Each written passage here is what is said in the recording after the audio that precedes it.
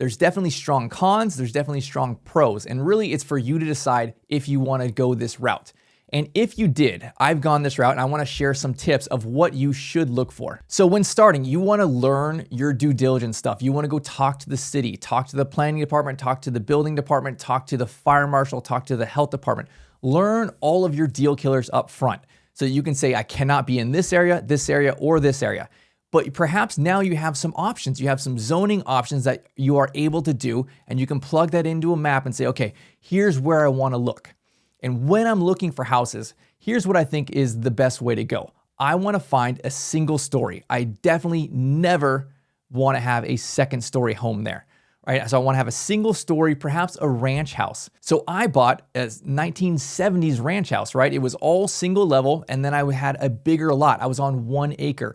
So I was able to expand to the side and to the backyard to ultimately add about another 3,500 square feet and 8 more bedrooms and bathrooms. I think that's the best way to go. You may not need to start with a house so big. You might actually be able to start with a 1,500 square foot, 2,000 square foot, a small house, and just literally use that entire house for your great room, for your kitchen, for your office, for your living area, and then build off to the left and build off to the right. Here's 8 bedrooms over there. Here's 8 bedrooms over here.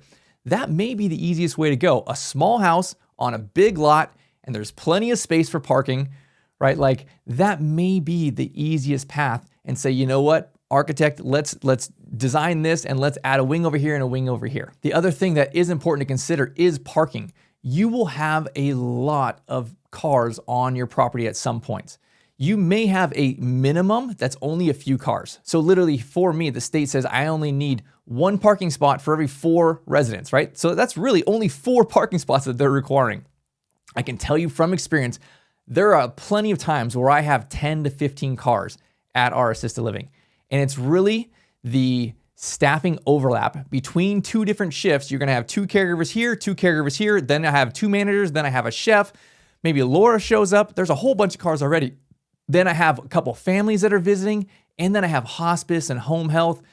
All of those people, they all seem to come at the same time, right? It's like Monday at 11 o'clock. That's when everyone shows up.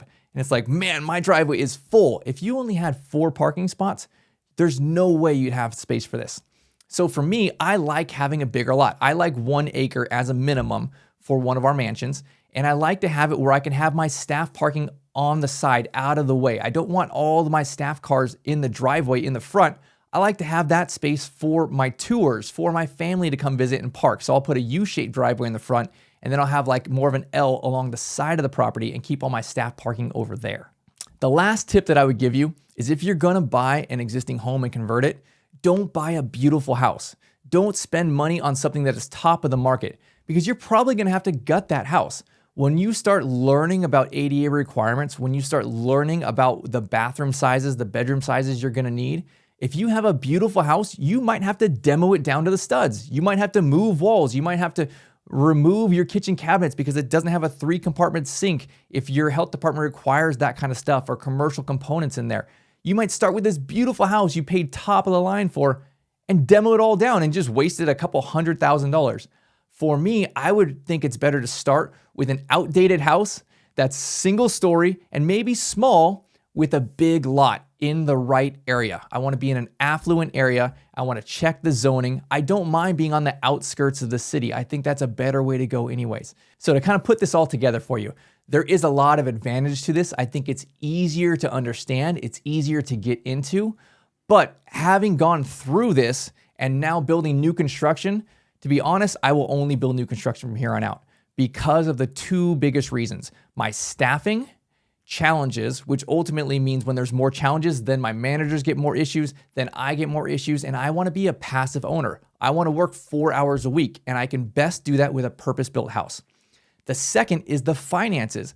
I can legitimately add at least $12,000 more in profit per month from a purpose-built building than from going and converting a house.